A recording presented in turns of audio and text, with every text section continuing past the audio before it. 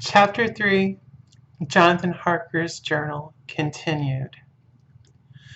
When I found that I was a prisoner, a sort of wild feeling came over me. I rushed up and down the stairs, trying every door and peering out of every window I could find.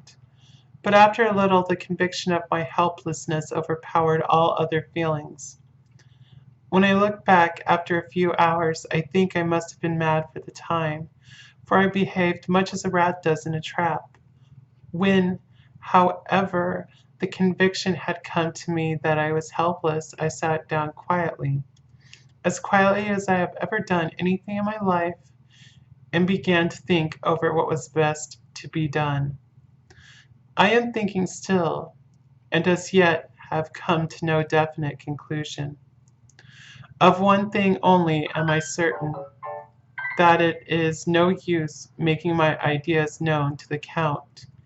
He knows well that I am imprisoned, and as he has done it himself and has doubtless his own motives for it, he would only deceive me if I trusted him fully with the facts. So far as I can see, my only plan will be to keep my knowledge and my fears to myself, and my eyes open.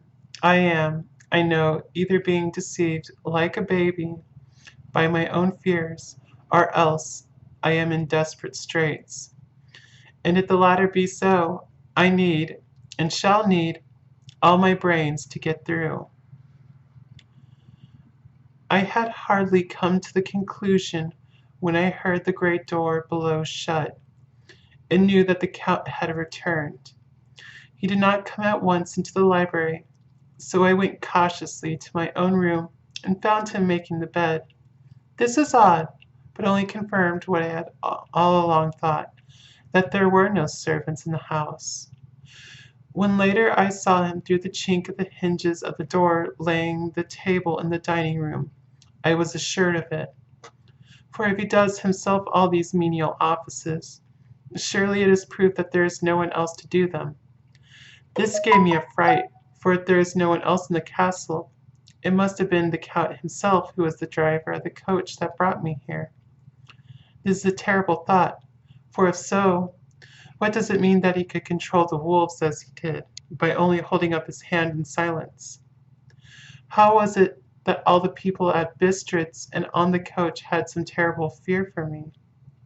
What meant the giving of the crucifix, of the garlic, of the wild rose, of the mountain ash? Bless that good woman who hung the crucifix round my neck, for it is a comfort and a strength to me whenever I touch it. It is odd that a thing which I have been taught to regard with disfavor, and as idolatrous, should in a time of loneliness and trouble be of help.